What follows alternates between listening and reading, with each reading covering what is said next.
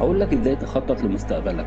بس قبل ما اقول لك لازم اقول لك حاجه مهمه خالص. الحال اللي انت عايش فيه دلوقتي هو تخطيطك في الماضي، وتخطيطك دلوقتي هو دوت هيكون مستقبلك. انا اخوك رامي راغب من اسكندريه، سني 33 سنه، وانا شاب زي اي شاب. كنت عايش حياتي وخلاص، بدون قيمه وبدون هدف. ما عنديش حاجه كنت عايز اعملها، ولا بهتم بحاجه، ولا كان معايا حاجه اصلا. ولكن نقطه بقى من اول السطر، انا قبلت التغيير، ودي كانت اول مرحله في حياتي. قررت اتغير وما بيعش وقت للناس، اكون انا المنتج، انا اللي بشتري وقت الناس وانا اللي بشتري ساعات الناس.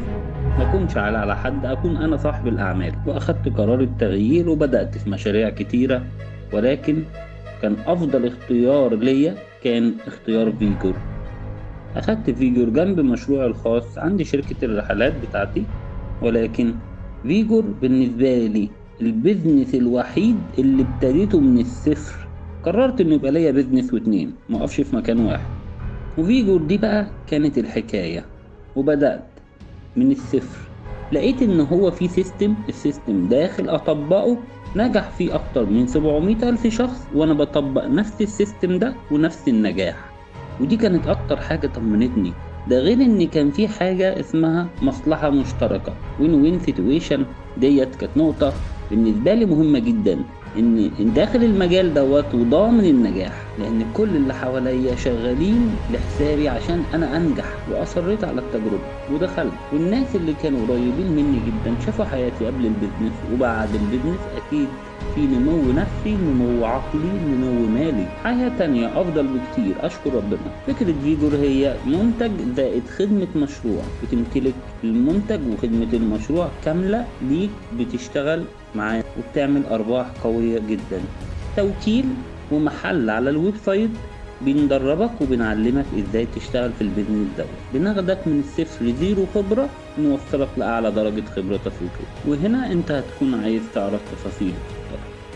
ولكن لما تكون انت نفسك قابل للتغيير، وقرر انت الوحيد صاحب القرار. انت الوحيد المسؤول عن حياتك. انت عايز تعيشها ازاي؟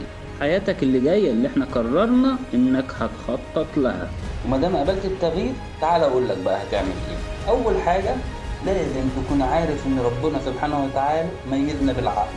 والعقل دوت هو القوة الأساسية في الإنسان.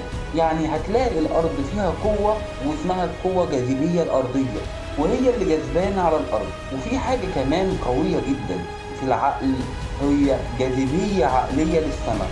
زي ما جسمنا مجذوب للأرض، في حاجة في عقلنا تجذب الأفكار للسماء. يعني أنا النهاردة بفكر بنسبة 5%، هتلاقي عقلك بيدور معاك ويبحث بنسبة 95% لحد ما توصل نسبة تفكيرك 100%. وده بيبقى ازاي؟ هديلك مثل. لو انت عايز تزور مريض، هتلاقي نفسك مجرد ما بتقول انا عايز ازور المريض دوت بنسبة 5%، تلاقي عقلك بيدور على الطرق والاسباب اللي يخليك تروح تزور المريض وترجع على طول. بتدور ازاي تنزل من البيت، ازاي هتلبس، ازاي تاخد معاك زيارة، ازاي مواعيد الزيارة، ازاي. هتلاقي عقلك بيخطط لك كل شيء وبيدور لك على كل شيء. لكن لما تيجي تدور على النجاح، هتدور بنسبة 5% برضو، وعقلك هو اللي هيدور معاك على نسبة 95%. يعني لازم تبقى عارف ان النجاح هو من جواك. طيب، لما انا دلوقتي في الاول فكرت ان انا داخل في بيزنس وعايز انجح فيه، كنت متقبل 3 حاجات ودول هيمروا عليك. اول حاجة، تكون قابل للتعليم للبيزنس اللي انت داخله ده. تاني مرحلة بالنسبة لك هي مرحلة إعلامية، إن أنت هتشرح اللي أنت اتعلمته دوت. تالت مرحلة هي مرحلة قيادية، وبتبدأ تقود فريق ليك عشان تكبر في البيزنس ده. رغم إن ما كنتش أصلا فاهم حاجة خالص في الأول، ولكن أنا قبلت فكرة التغيير. أنا قبلت التغيير. وما تقبلش اللي انت عايش عليه دلوقتي، وخليك مستعد تماما للاكتر، وجاهز لقبول الحياة الاكتر من القيمة والمكانة اللي انت عايش عليها. كون عطشان للتميز، خليك دايما جائع للافضل. انت لازم تجسد التغيير الحقيقي في حياتك. لازم انك تكون قابل النجاح، وكأن هو الباب الوحيد للنجاح. وما تعملش زي ناس كتير عدد ساعات نومهم غلب عدد ساعات وجودهم في الحياة. بيناموا كأنهم أموات، وما تعملش حاجة انت مش راضي عنها. خليك انت دايما الأفضل، وبتدور دايما وبتبحث عن التميز. الحياة هي بحث.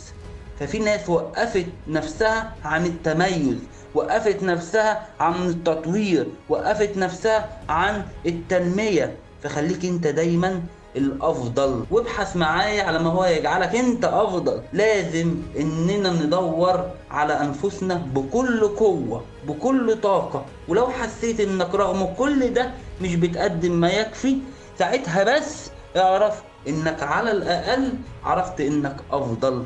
هو ده اللي يخرجك من الظلام للنور. ولما تصعد للمنصات ولما يتسلط عليك الأضواء، هنا أنا هعرفك، ولما هبص في عينك هعرفك، لأنك مقرر إنك تكون الأفضل. ولازم تعرف إنك من شغفك وإصرارك على النجاح الناس هتعرفك، لأنك مقرر على إنك تكون أنت الأفضل. هو ده اختيارك لكي تعيش حياة أفضل، لأنك تستحق الأفضل، وانت من جواك تقدر.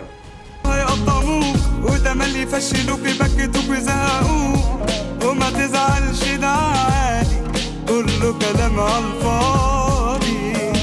لو غرقوك قوم، لو وقعوك قوم، صدقني في يوم بعزيمة وإرادة تقف تاني كالعادة. في جواك سوبرمان، أحلامك بالإمكان، وعشان انت بطل من جواك في حلم بيستاهل.